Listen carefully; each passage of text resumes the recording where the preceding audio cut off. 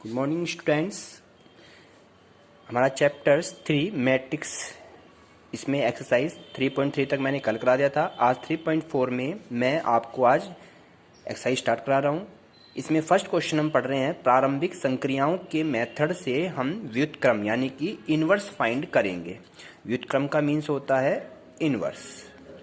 Inverse करना हम सीखेंगे आज यहाँ पे। सबसे पहले हम आज 2x2 की मैट्रिक्स को लेकर चलते हैं, यानी कि 2 इंटू 2 की मैट्रिक्स है। इसमें 2 रो हैं और 2 ही आपके कॉलम्स हैं। तो 2x2 मैट्रिक्स में और आपका मेथड है प्रारंभिक संक्रियाओं का मेथड।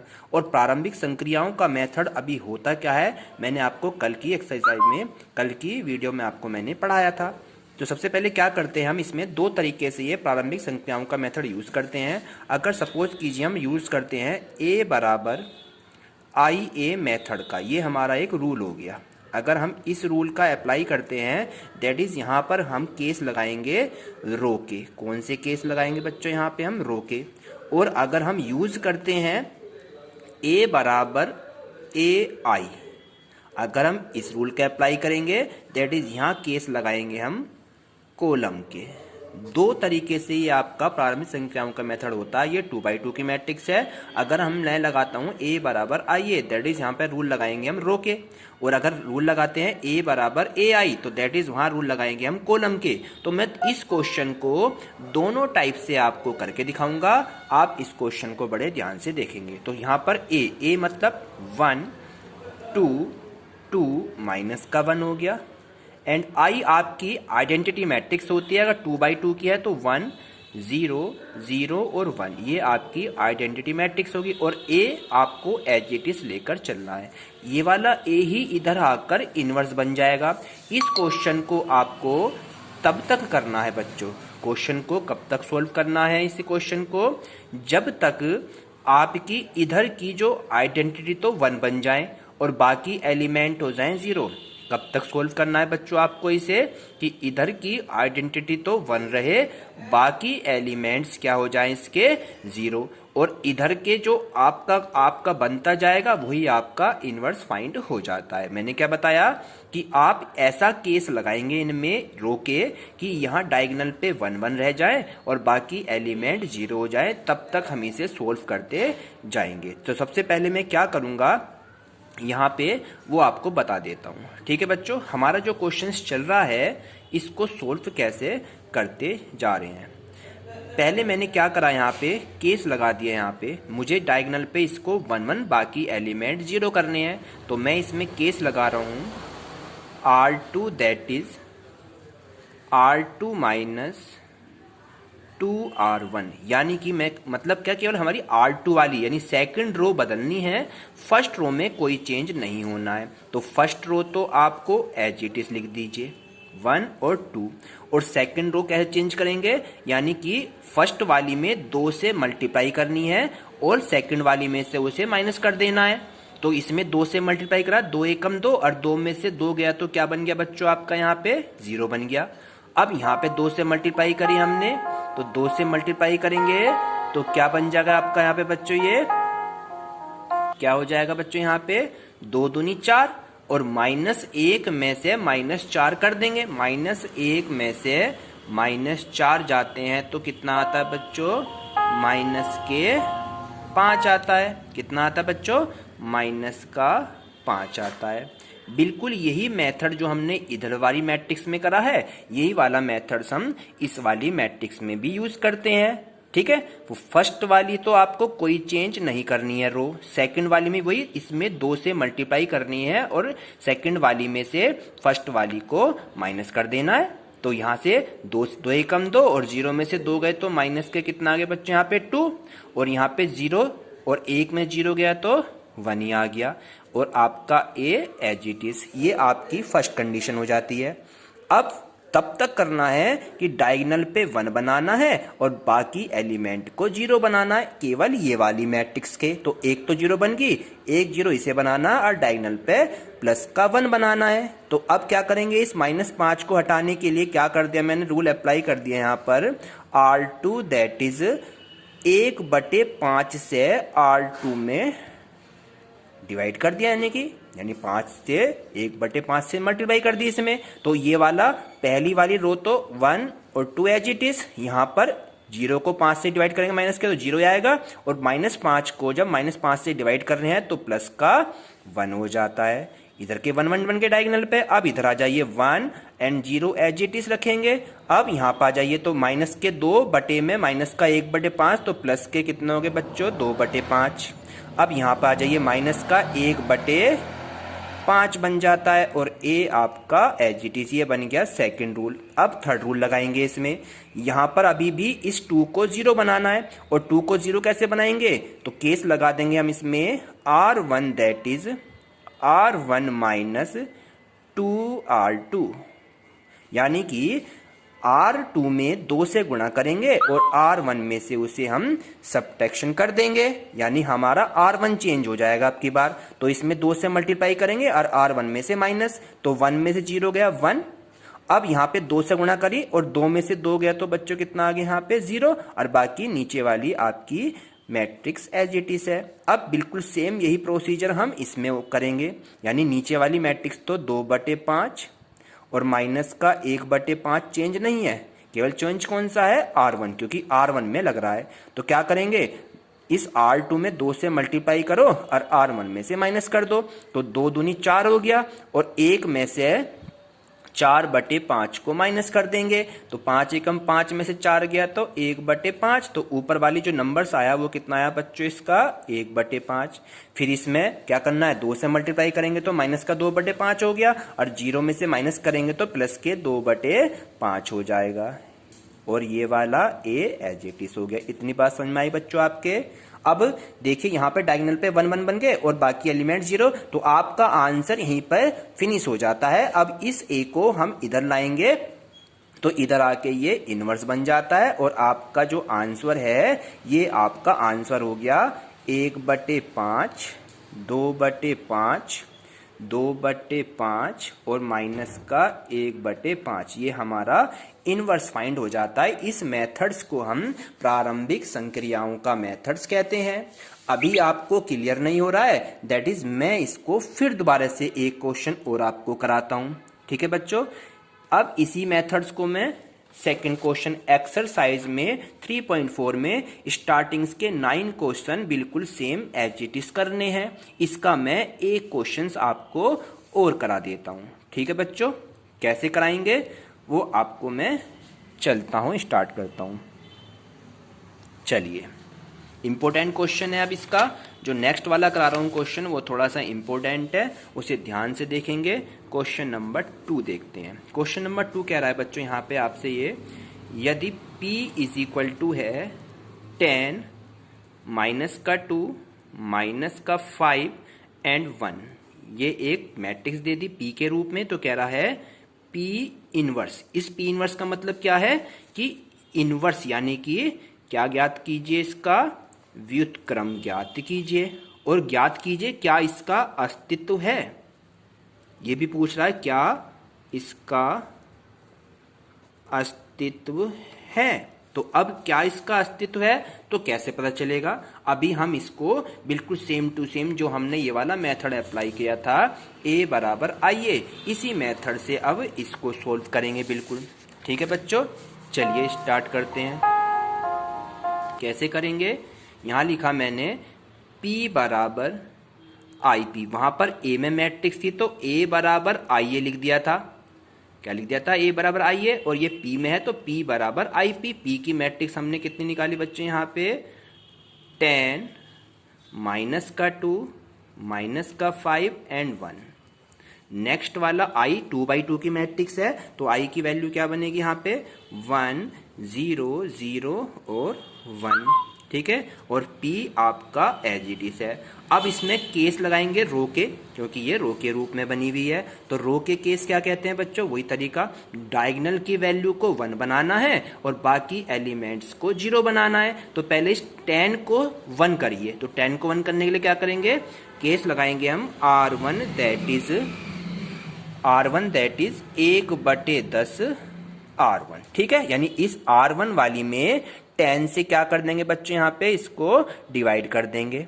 10 से क्या कर देंगे इसको डिवाइड, तो 10 को 10 से डिवाइड करेंगे तो 1 हो गया यहाँ पे, और -2 के बटे में 10 करेंगे, -2 के बटे में 10, तो 2 एकम 2, 2 पंजे 10, तो माइनस का 1/5 आ जाएगा, और बाकी माइनस का 5 और ये 1 आपका एज इट इज है, और इक्वल में अब यही रूल आप इसमें करेंगे, इसके बटे में 1/10, 0 के बटे में 10 करेंगे 0 0, और ये 1 एज इट इज है और p एज इट इज है।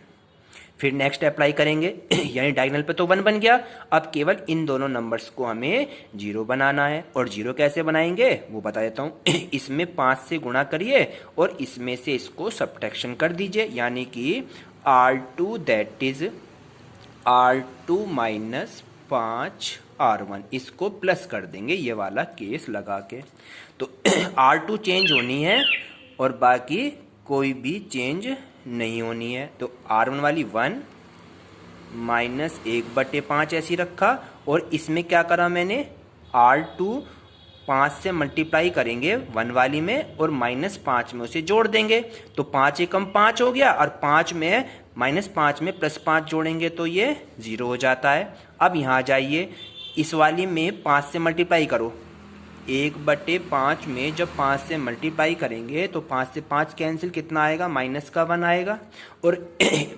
1 में -1 को जोड़ेंगे तो क्या हो गया 0 बन जाता है। बिल्कुल यही प्रोसीजर इसमें अप्लाई करेंगे, ये वाला प्रोसीजर करेंगे तो यहाँ 1/2 और 1 आ जाएगा, ठीक है बच्चों, और p एज। अब देखिए यहाँ पर देखने पर हमारे पास दोनों वैल्यू 0 आ गई, यानी कि एक रो या एक कॉलम कोई सी भी अगर 0 होती है तो इसमें सेकंड रो 0 आ गई।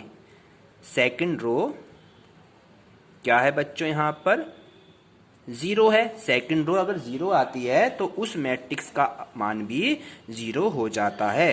अतः अवयव का कोई अस्तित्व नहीं है, कोई भी अस्तित्व उसका बच्चों नहीं है, यानी P इनवर्स का मान हम नहीं ज्ञात कर सकते, P इनवर्स ज्ञात नहीं होगा।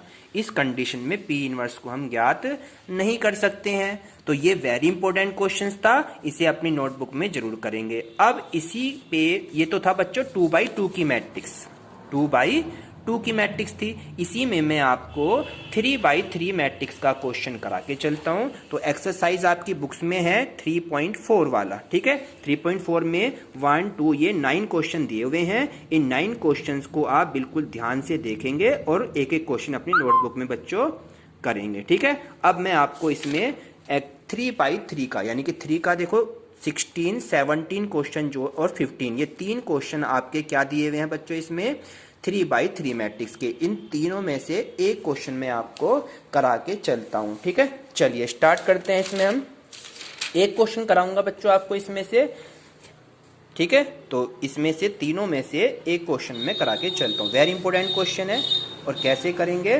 वो आज मैं आपको स्टार्ट करता हूं।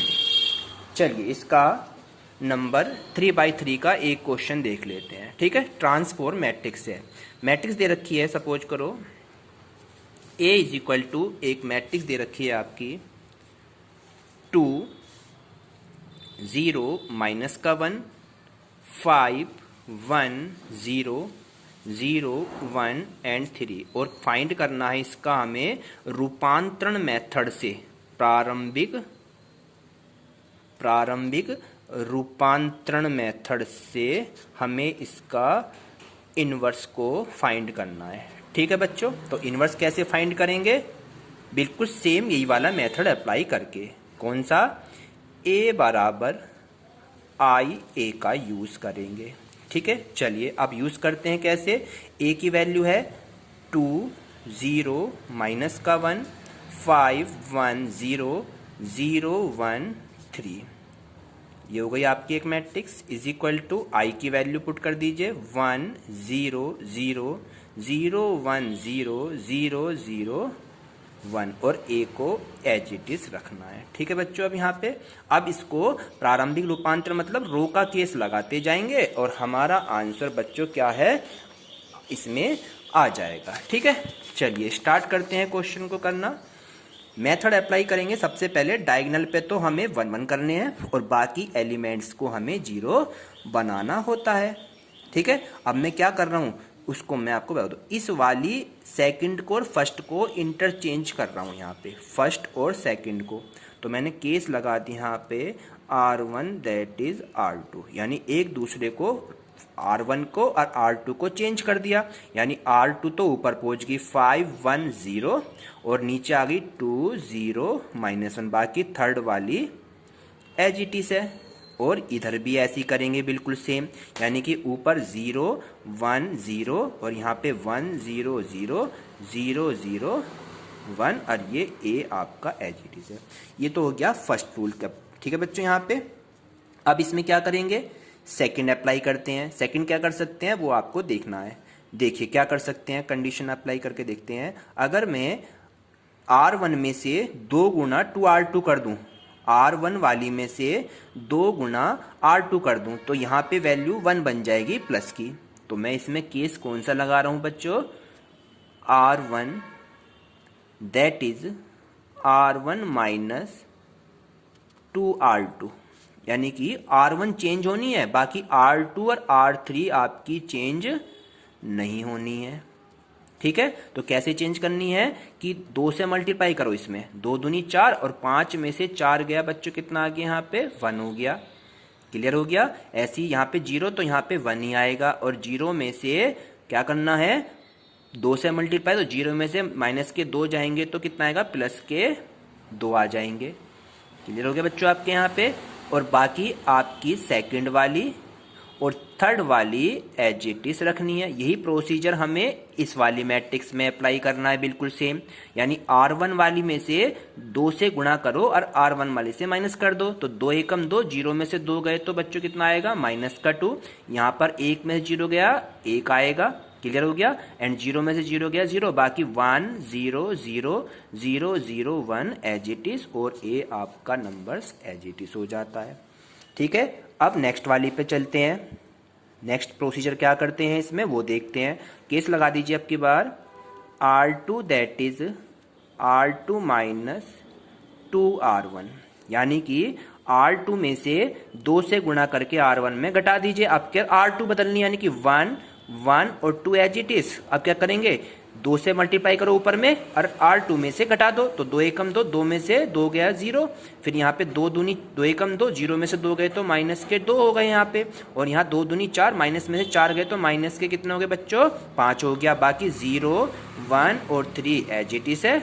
और यही मेथड हम इसमें अप्लाई करेंगे, यानी ऊपर वाली -2 1 एंड 0 एज इट इज, और 2 से मल्टीप्लाई करो, 2 दूनी 4 और 1 में से 4 गया तो कितना आता है, +5 आता है। फिर एज इट इज यहाँ 2 से मल्टीप्लाई करी और 0 में से 2 गया तो -2 आ जाता है, और 0 की मल्टीप्लाई तो 0 और बाकी 0 0 1 एज इट इज, और ये ए एज इट इज हो गया।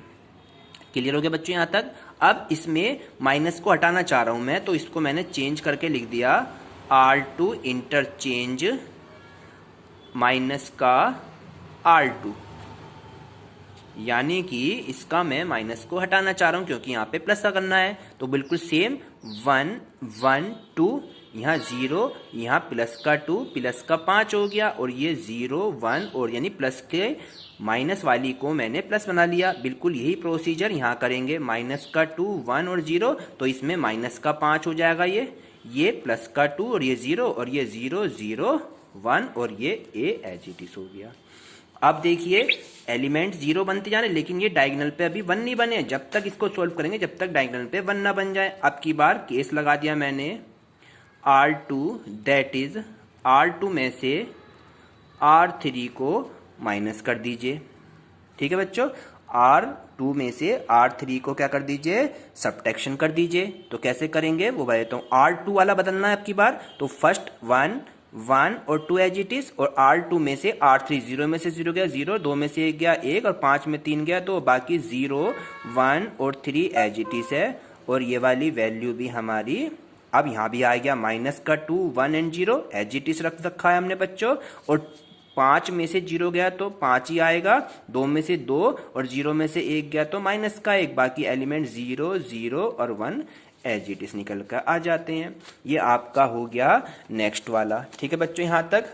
अब इसके बाद क्या करना है, नेक्स्ट एक्सरसाइज के लिए जब तक करेंगे जब तक आपके डायगोनल पे क्या ना बन जाए बच्चों, क्या नहीं हो जाते हैं, डायगोनल पे आपकी वैल्यू 1 1 नहीं हो जाती और बाकी एलिमेंट 0 नहीं हो जाती है, जब तक इसे सोल्व करता जाना पड़ेगा। अब इसमें मैं एक साथ दो दो केस भी लगा सकता हूं, तो मैं इसमें केस लगा रहा हूं यहाँ पर R1 that is R1 minus R2 case लगा दो एक तो, और एक केस लगा दो R3 दैट इज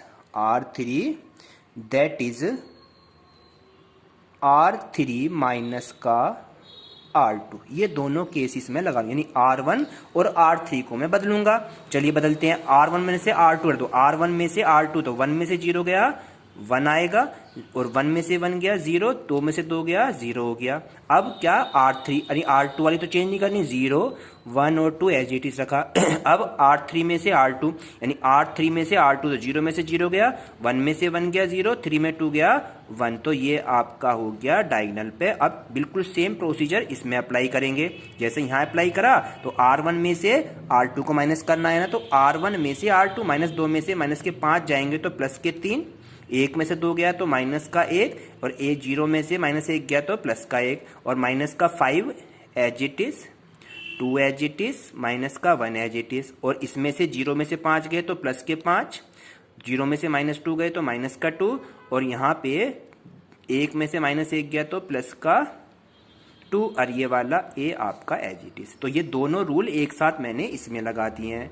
ये आपको क्लियर हो गया यहाँ तक रूल। अब इसी रूल को मैं आगे कैसे चलूंगा, वो एक स्टेप और रह गया बस इसमें। इस स्टेप को मैं जस्ट इसके आगे क्वेश्चन को कर रहा हूँ।